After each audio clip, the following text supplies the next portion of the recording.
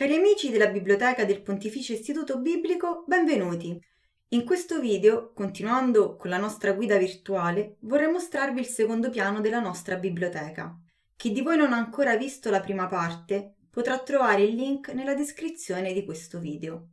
Chi invece ha già percorso con noi il primo piano si ricorderà che abbiamo visto insieme l'accoglienza, la sala lettura 1-2, la sala lettura 2-3, l'aula Rasci, l'aula Pio X e alla fine l'aula Esposizioni.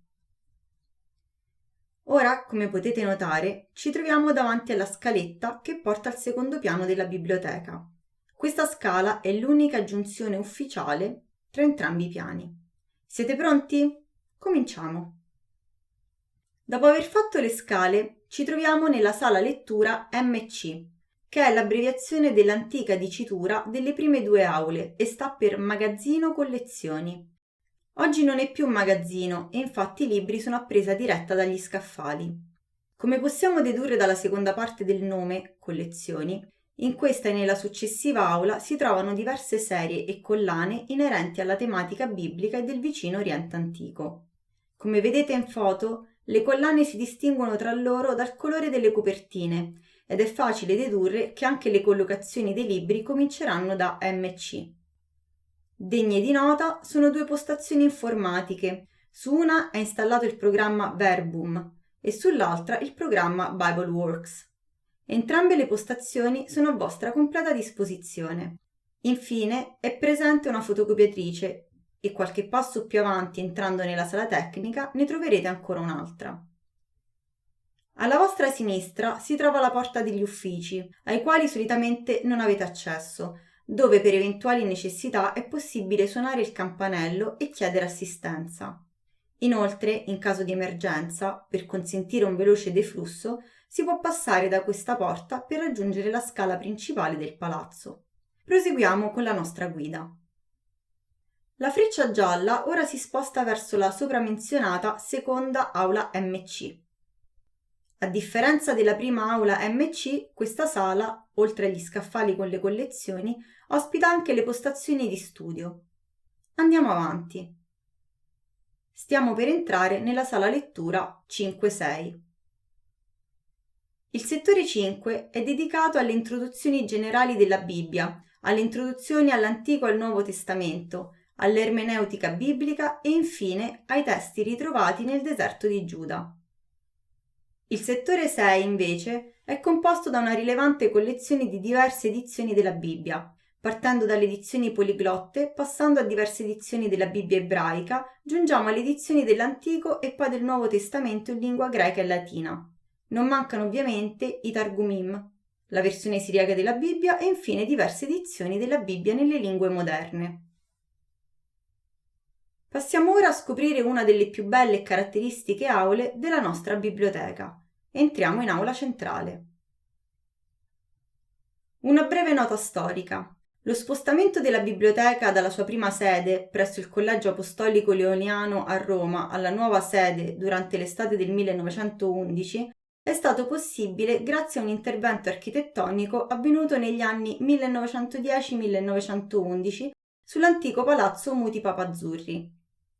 Il cortile del palazzo viene coperto e trasformato in un grande ambiente che oggi costituisce l'aula Pio X, al di sopra della quale viene realizzata la torre libraria a 4 livelli di scaffalature in stile Liberty. Per altri dettagli sulla storia della biblioteca vi invito a visitare la voce Biblioteca PIB su Wikipedia. Il link lo troverete giù in descrizione. La torre libraria racchiude il nucleo centrale delle nostre collezioni. Sicuramente durante la vostra ricerca diverse volte vi capiterà di consultare i libri conservati in aula centrale. Qui sono disposti i settori dal 7 fino al 48. Per spiegare in poche parole il contenuto librario di quest'aula, vi accenno solo che il settore 7 è dedicato agli apocrifi dell'Antico e del Nuovo Testamento. Il settore 8 contiene i più importanti commentari sui libri biblici e il settore 9 fino al settore 16 ci offrono tantissime monografie sui singoli libri della Bibbia, partendo dalla Genesi, settore 9, fino all'Apocalisse, settore 16. Dal settore 17 in poi abbiamo diverse materie che aiutano a comprendere meglio il mondo e le circostanze della nascita della Bibbia. Troviamo perciò diversi libri dedicati alla cronologia biblica, alla storia dell'Antico e del Nuovo Testamento, alla storia delle religioni, alla geografia, all'archeologia, alla letteratura rabbinica, alla filologia e a tante altre materie che coadiuvano alla migliore comprensione dei testi biblici. Sugli ultimi 2 ballatoi troverete invece diversi periodici che presentano la collocazione MP, corrispondente all'antica dicitura magazzino periodici. La freccia gialla ci indica ora che tra gli scaffali dell'aula centrale si nasconde l'ingresso all'aula 4. In quest'aula tutti i tavoli sono riservati ai dottorandi del biblico, ciò comunque non ostacola l'accesso e il reperimento dei libri. Troverete qua le opere classiche degli autori greci e latini, ma anche la letteratura patristica latina e orientale. Infine, in quest'aula è presente anche la collocazione FS, che prende la sua abbreviazione dalla parola tedesca Festschrift, che sta a indicare un volume di scritti preparato per celebrare o ricordare uno studioso. Usciamo ora dall'aula 4 per entrare nell'ultima sala che è a vostra disposizione. La freccia gialla ci conduce verso l'aula periodicorum.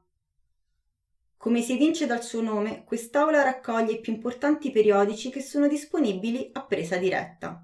Se dunque nel catalogo online trovate una collocazione AP, sappiate che questo periodico senza dubbio si trova in quest'aula.